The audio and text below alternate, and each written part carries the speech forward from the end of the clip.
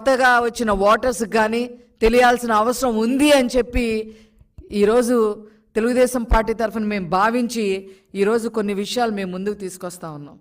ఈ పోలవరం గనక పూర్తి అయితే సాగునీటి సౌకర్యం మరి 7,20,000 ఎకరాలకి సాగునీటి సౌకర్యం కలుగుతుంది.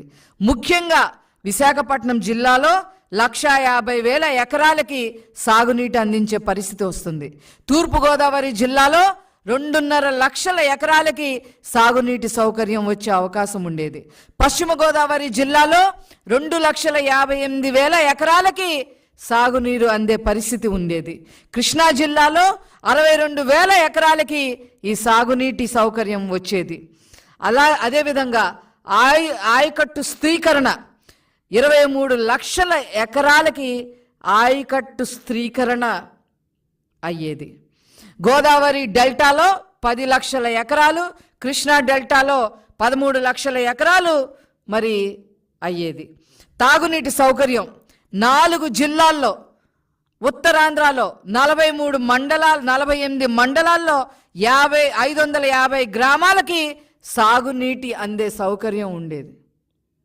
నేను ఉత్తరాంధ్రను తీర్చిదిద్దుతా, ఎరగదీస్తా, రాజధాని చేస్తా అని చెప్పి నువ్వు చేసింది ఏంటి అంటే జగన్మోహన్ రెడ్డి ప్యాలెస్ కట్టుకున్నాడు 500 కోట్ల రూపాయలతో. ఆ ప్యాలెస్లో చూసాం మేము 1, 2, 3 అందే. ఒకటేమో ఆయనకి వాళ్ళ ఆవిడకంట, ఒకటేమో వాళ్ళిద్దరు పిల్లలకంట, ఒకటేమో ఒకళ్ళకి, ఇంకొకళ్ళకేమో ఇంకొకటి. ఇదా మీరు చేసిన అభివృద్ధి ఉత్తరాంధ్రలో? ఇకపోతే ఇంకా వేరే ప్రయోజనాలు కూడా మీతో చెప్పదలుచుకున్నాము. కృష్ణా నదికి 80 టీఎంసీలు వాటర్ మళ్లింపు చేసినట్లయితే అవి సాగర ద్వారా శ్రీశైలానికి వెళితే రాయలసీమకు కూడా నీళ్ళు వచ్చేవి.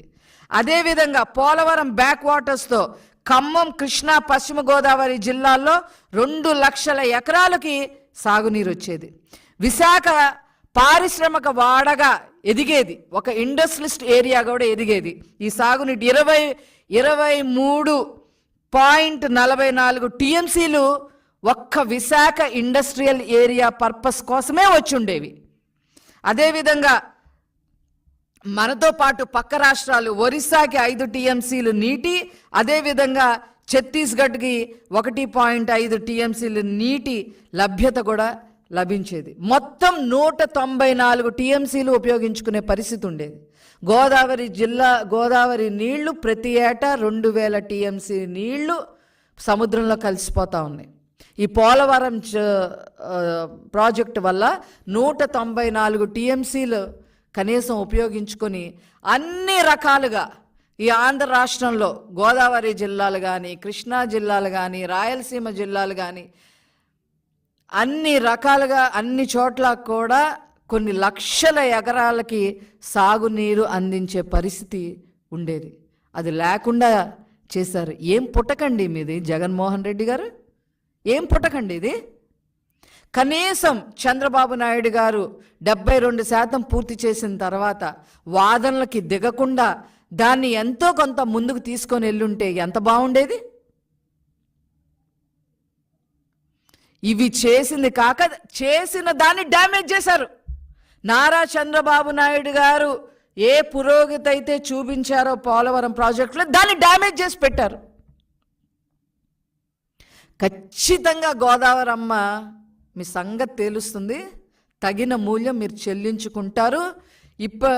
ఇవి నారా చంద్రబాబు నాయుడు గారి వల్లే సాధ్యం అవుతుంది. పోలవరం ప్రాజెక్టు చేసి తీరతారు, వారేంటో మరొక్కసారి నిరూపిస్తారు అని చెప్పి ఈ సందర్భంగా నేను తెలియజేస్తూ నేను సెలవు తీసుకుంటున్నాను. Thank you.